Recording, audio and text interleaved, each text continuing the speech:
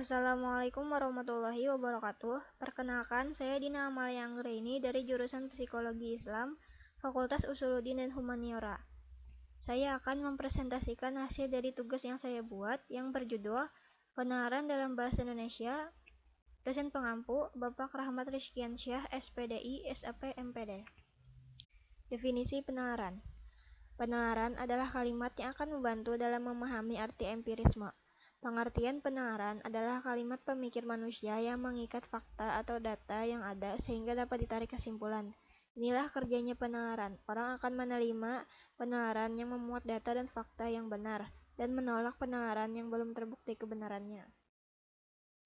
Para ahli berpendapat tentang definisi penalaran. 1. Keraf berpendapat bahwa penalaran adalah suatu proses berpikir dengan menghubungkan bukti, fakta, petunjuk yang menuju kepada suatu kesimpulan. Kedua, Bakri menyatakan bahwa penalaran atau reasoning merupakan suatu konsep yang paling umum menunjukkan pada suatu proses pemikiran untuk sampai pada suatu kesimpulan sebagai pernyataan baru dari beberapa pernyataan lain yang telah diketahui. Yang ketiga, Surya Sumiati mengemukakan secara singkat bahwa penalaran adalah suatu aktivitas berpikir dalam mengambil suatu kesimpulan yang berupa pengetahuan. Berdasarkan pengamatan tersebut, usulan serupa dibuat berdasarkan beberapa pernyataan yang diketahui atau diyakini benar. Orang-orang menyimpulkan dengan pernyataan baru yang sebelumnya tidak diketahui. Proses ini disebut penalaran. Dalam penalaran, proporsi yang dijadikan dasar penyimpulan disebut premis, dan hasil kesimpulannya disebut konklusi. Agar dapat dibedakan, penalaran tentu memiliki ciri-ciri. Ciri-ciri tersebut yaitu 1. Adanya model berpikir. Secara umum dapat disebut logika. 2. Karakteristik dari proses berpikir. Analisa pada dasarnya adalah kegiatan berpikir berdasarkan langkah tertentu. 3. Logis. Berpikir harus didasari pada faktor logis, yaitu data yang seimbang dan dapat diandalkan secara objektif. 4. Analitis berarti bahwa aktivitas tidak dapat dipisahkan dari imajinasi seseorang saat menyusun, merangkai, dan menghubungkan pemikiran atau imajinasinya ke dalam model tertentu. 5. Rasional artinya fakta atau kenyataan yang dinalar adalah sebuah kebenaran yang dapat dipikirkan secara luas. Ada dua macam penalaran, yaitu penalaran langsung dan penalaran tidak langsung. Penalaran langsung merupakan penalaran yang premisnya hanya sebuah proposisi dan langsung diusul dengan proposisi lain sebagai kesimpulannya. Penalaran langsung ditarik hanya dari satu premis saja. Penarikan konklusi secara langsung dapat memberikan keterangan yang lengkap tentang proposisi yang diberikan, yaitu dengan menyatakan secara eksplisit apa-apa yang telah dinyatakan secara implisit dalam premis. Contoh, semua bintang sepak bola memakai sampo Rejoice. Jadi, sebagian pemakai sampo Rejoice adalah bintang film. Istilah penalaran langsung berasal dari Aristoteles untuk menunjukkan penalaran, yang premisnya hanya terdiri dari sebuah proposisi saja. Konklusi ditarik langsung dari proposisi yang satu itu dengan membandingkan subjek dan predikatnya. Yang kedua, penalaran tidak langsung.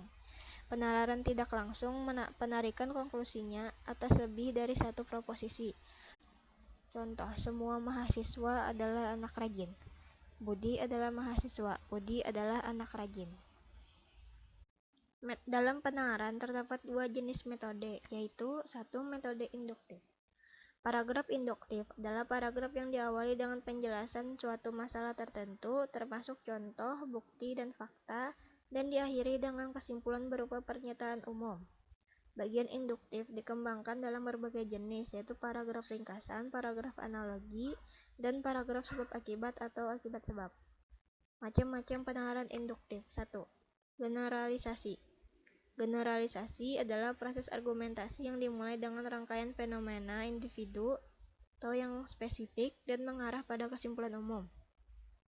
2. Analogi. Analogi adalah proses berpikir yang menarik kesimpulan atau referensi kebenaran dari beberapa fenomena lain yang sama-sama memiliki sifat esensial yang penting. 3. Hubungan kausal. Hubungan kausal adalah cara berpikir yang bersumber dari peristiwa yang menunjukkan pola sebab akibat. Satu variabel mempengaruhi variabel yang lain.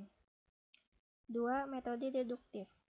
Metode deduktif adalah metode berpikir dengan menggunakan sesuatu yang secara umum agar dapat dikembangkan menjadi bagian-bagian khusus atau yang lebih spesifik. Macam penalaran deduktif. 1. Silogisme. Proses ini menggunakan penarikan kesimpulan secara deduktif.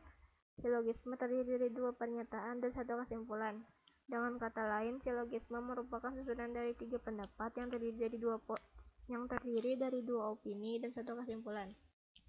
Silogisme terdiri dari beberapa unsur, yaitu dasar pemikiran utama, dasar pemikiran kedua, dan kesimpulan.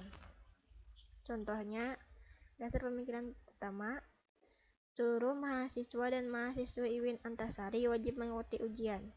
Dasar pemikiran kedua, Dina adalah mahasiswi UIN Antasari. Kesimpulan, Dina wajib mengikuti ujian. 2. Entimen. Entimen adalah penalaran langsung yang silogis premisnya dihilangkan karena sudah diketahui. Contoh, jika tidak ada oksigen, manusia tidak bisa bernapas.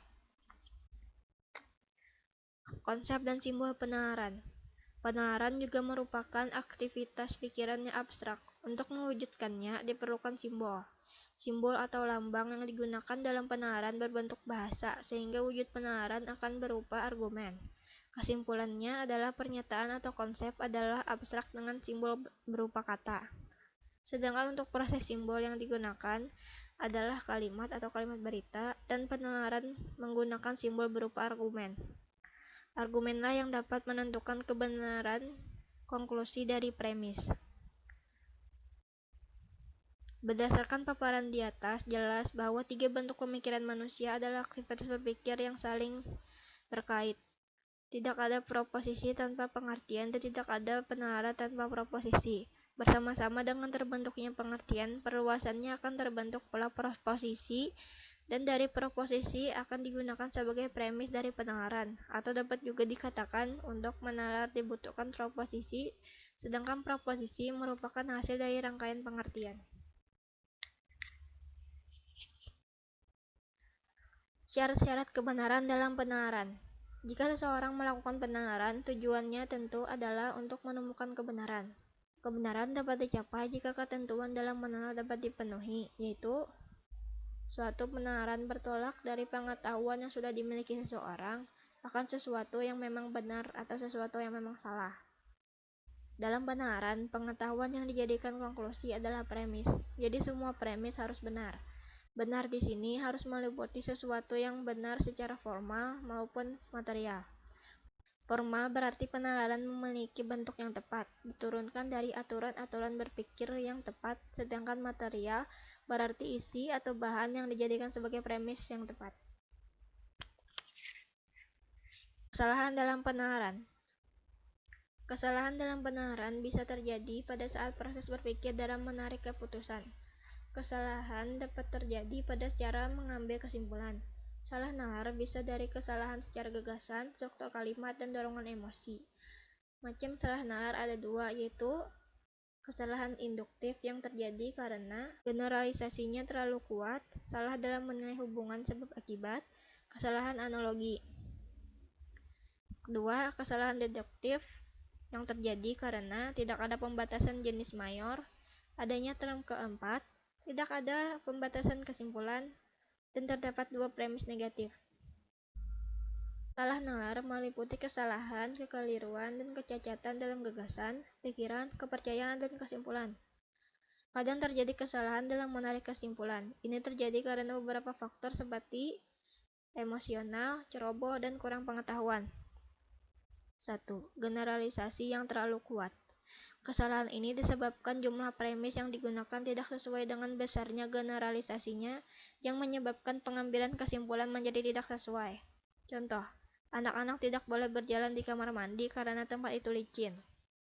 Dalam kesalahan generalisasi ini terdapat dua bentuk kesalahan. Bentuk kesalahan tersebut yaitu generalisasi sepintas. Kesalahan ini terjadi karena mengambil kesimpulan dari sumber data yang terlalu sedikit. Generalisasi a priori. Kesalahan ini terjadi karena mengambil kesimpulan dari suatu hal yang belum teruji kebenarannya maupun kesalahannya. Yang kedua yaitu keracuan analogi. Kesalahan ini disebabkan jika menganalogikan sesuatu permasalahan dengan persamaan permasalahan yang lain dengan beranggapan akan memberikan kepastian pada permasalahan tersebut. Contoh, pada hari Senin turun hujan, pada hari Selasa juga turun hujan, pada hari Rabu pasti turun hujan. Jadi walaupun pada hari Senin dan Selasa turun hujan, bukan berarti hari Rabu juga turun hujan. Bisa jadi hari itu cerah. Yang ketiga, kekeliruan kausalitas atau sebab akibat. Kesalahan ini terjadi karena keliru dalam menetapkan akibat dari sebuah peristiwa. Contoh, saya tidak bisa berenang karena tidak ada satupun dari keluarga saya yang bisa berenang. 4. Kesalahan relevansi. Kesalahan ini terjadi karena premis tidak berhubungan dengan kesimpulan. 5. Penyandaran terhadap prestise seseorang. Kesalahan ini terjadi karena sumber yang digunakan didasari pada pendapat seseorang yang bukan ahlinya. Maka agar tidak terjadi kesalahan ini, perhatikan orang itu. Apakah ia diakui keahliannya, apakah pernyataan yang dibuatnya sesuai dengan keahliannya, serta relevan dengan permasalahan yang dibahas, dan apakah hasil pemikirannya dapat diuji kebenarannya.